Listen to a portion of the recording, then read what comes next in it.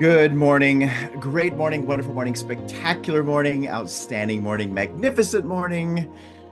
Yes, again, as with the beginning of every one of these calls, the reminder of choice that you have, that I have, that we all have. And what is that choice about? It's about thought. And it's never about anything else but thought. And that is something that's really important for you to get and understand because that's where it all starts. It all starts in the mind. In the beginning was the word. And why that's so important, as you hear me say many, many times, is because when you gain control of that narrative on the inside, it leads to the feelings you have, which are in harmony with that. And those feelings are the attractive force in your life. They determine what you go to, what comes to you, what you're repelled by, and what's repelled by you. Now, think about that. You have in you everything you need to take control over the results in your life. In other words, how much you earn, what you do for work, your lifestyle, all of it. And it's all in thought. Thoughts are things. Thoughts are energy. Thoughts are the magnets that attract to us the very things that we think. And that's what we, meaning Dolly and I, have been working on in ourselves and have put together to help you to learn that more about you. And in terms of what we want you to learn about more than anything, are two specific things. Number one, who you truly are. And number two, how your marvelous, miraculous, incredible, powerful mind works, which works according to law. And again, that's where it's at. That's where it's always going to be at. And the sooner you get that, the sooner you understand that, the sooner you will see the changes in your life. So, what have we been studying? We've been studying this beautiful gem called As a Man Thinketh Out from the Heart. Oh, as a matter of fact, I have this over here on this side. I didn't have it right in front of me.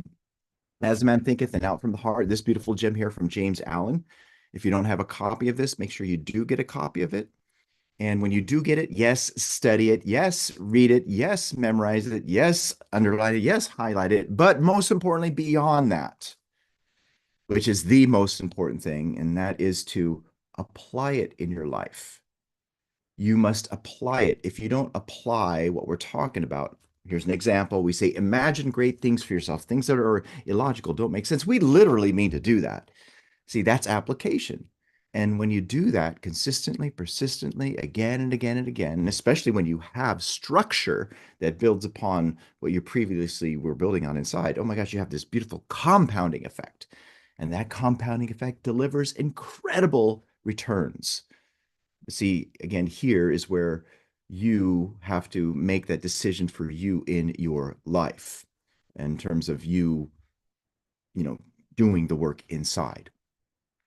All right, so are you ready to start? Type in the comments, I'm ready if you're ready.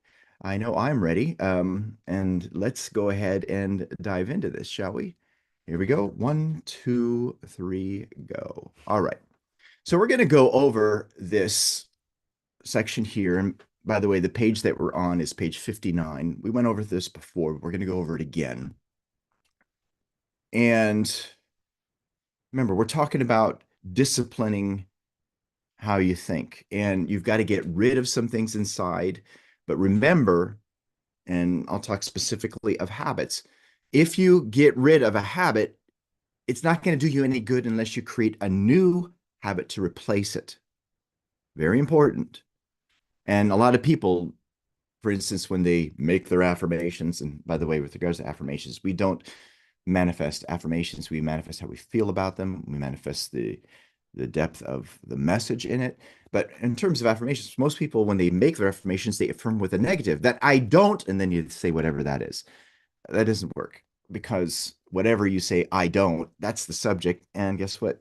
You're reinforcing the roots in your subconscious. And remember, your subconscious is a loyal servant, but it's not loyal to you, it's loyal to what you made important. And it will continue with that. This is why it's important with your affirmations not to put in anything that says, I want. Yes, you must want in the beginning, but from there, it must be in the present tense. Now, with that, we're going back to this. And think about this when it comes to you and your goal in your life and how you'd love things to be.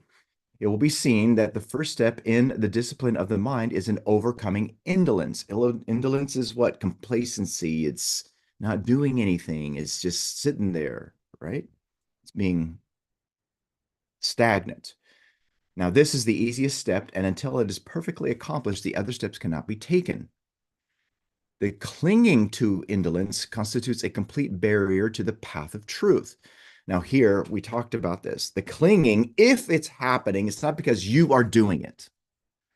Remember, we never intentionally invite into our lives negativity. And by the way, that's beautifully pointed out in this beautiful gem here.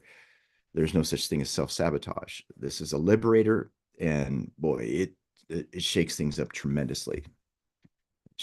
This should be shared in schools. With that being said, the reminder here is when you cling to it, it's not because you're doing it, it's because the program is running and it's familiar. Okay. So with that, indolence consists in giving the body more ease and sleep than it requires, in procrastinating and in shirking and neglecting those things which should receive immediate attention. Now, procrastination, if that's you, if you're putting things off, it's not because you're lazy. Yes, you might be in indolence. It's not because you don't want things or you don't want change. It's not true. It's just because it's a habit, and it's a habit of not being decisive. We point that out in Emergence in chapter 2. That chapter is incredible. It's so deep and it's so profound. And there are lots of tools within that chapter for you to use, a lot of exercises, I should say, to help you to understand that even better. Remember, procrastination is on one side, being decisive is on the other. You want to get rid of procrastination, you got to literally be decisive.